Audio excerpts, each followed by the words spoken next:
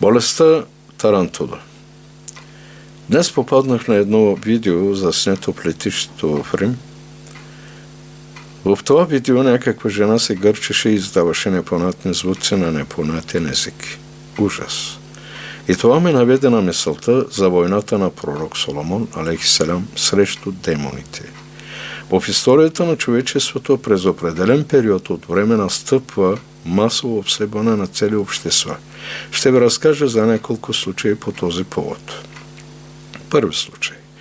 През средновековието на една от централните улици в Рим, един човек започва да се гърчи и да вика на непонятен език. Свидетелите на това зрелище също започват да се гърчат и да уят. Този невероятен хаос за кратко време обхваща почти половината от града. И това се повтаря всеки път.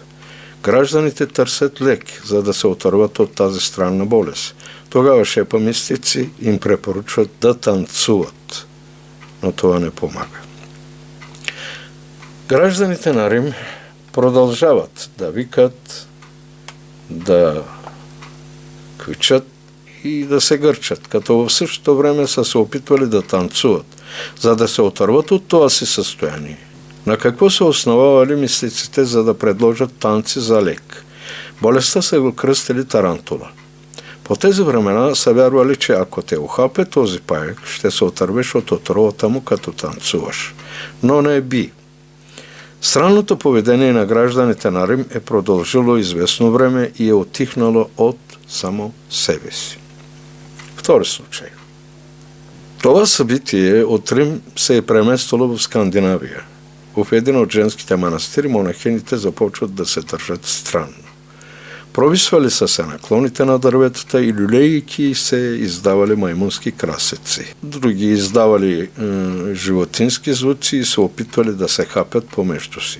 Това е продължило известно време и е отихнало. След което те са убили готвачката и помощничката и по причината, че тези две жени са били в съюз с демоните и че те са причината за нещастието им, което ги е сполетяло. Трети случай. Русия. В едно сибирско село селянин излиза на двора и започва да кукурига. Съседът му излиза да лае. Сетна другият и по-другия и накрая цялото село се е вдигнало гюрултия до небесата.